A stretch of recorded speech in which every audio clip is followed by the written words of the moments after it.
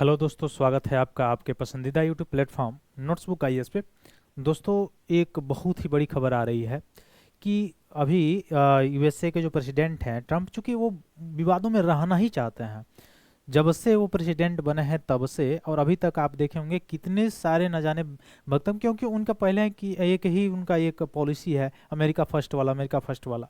और उसके तहत जैसे आपने देखा पिछले समय हम लोगों ने देखा कि ट्रेड पर कैसे पाबंदियाँ लगाना या फिर से टैरिफ बढ़ाना, ये सारी चीज़ें, या इवन जो इलीगल रूप से जो माइग्रेंट हैं वो तो अलग बात है, वो तो ठीक है। इलीगल रूप से अगर माइग्रेंट वहाँ पे कहीं पे जा रहे हैं किसी देश में, वो वहाँ से निकाले, लेकिन उसमें भी एक कंसर्न था कि वहाँ पे अपने जो है सैन्य जो सारी चीज़ें हैं उससे उनको पहुंचाना, साथ साथ उनमें हथकड़ी लगा के पहुंचाना, ये सबसे बड़ा कंसर्न था। उसमें भी कंसर्न देखा जा सकता है। तो ये अमेरिका की ये नीति जो है, जो ट्रम्प ने, उनकी अलग है। और ये भाई साहब है, ये हमारे माननीय प्रधानमंत्री जी, इनको एक बार टेरिफ से चोट दिया तो इनको समझ में नहीं आया।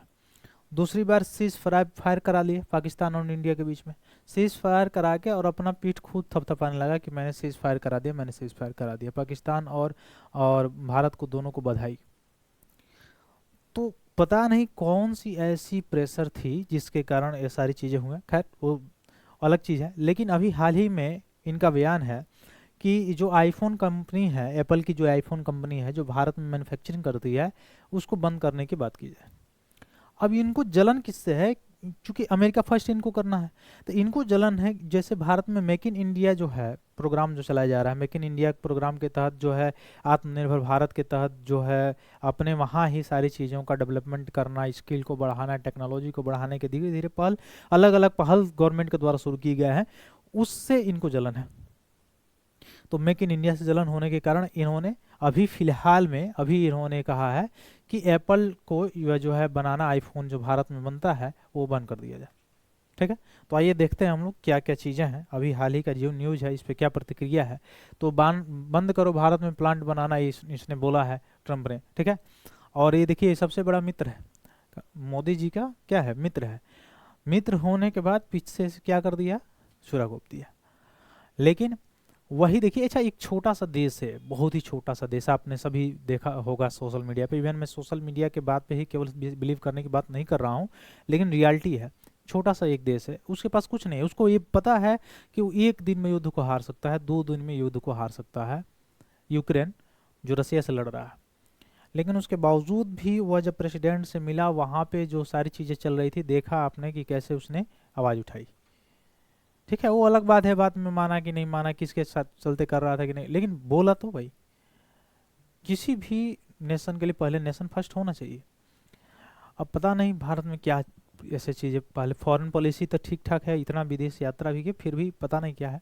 तो आईफोन बनाने वाली कंपनी, अब ये दोस्त हैं, ठीक है, नमस्ते ट्रम्प, ये सारी चीज़ें मोदी जी के किए भी थे। आपको याद होगा अहमदाबाद जो स्टेडियम है, ये सारी चीज़ों में। फिर भी अभी तक जब से ये आए हैं ट्रम्प, कभी टैरिफ बढ़ा देंगे, कभी टैरिफ कम कर देंगे, कभी जो है आईफोन बैन कर देंगे, कभी कह देंगे कि हम मध्यस्थता कर रहे हैं।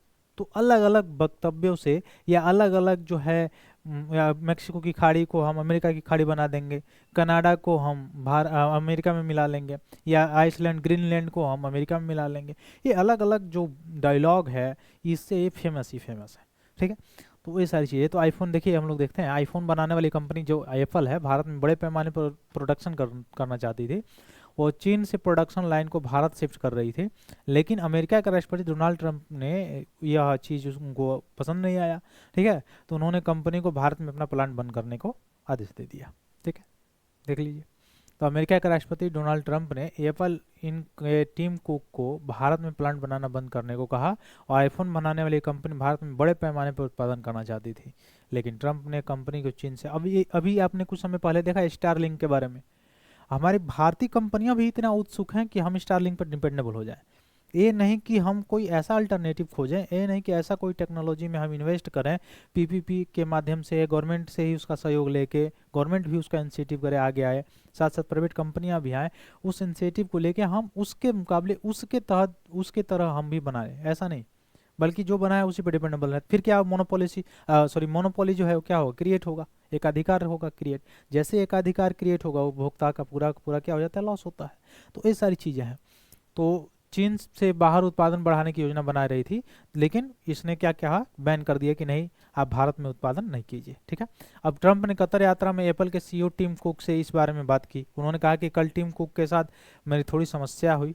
कुक भारत में प्लांट बना रहे हैं और मैं नहीं चाहता कि एप्पल भारत में प्लांट बनाए। ठीक है।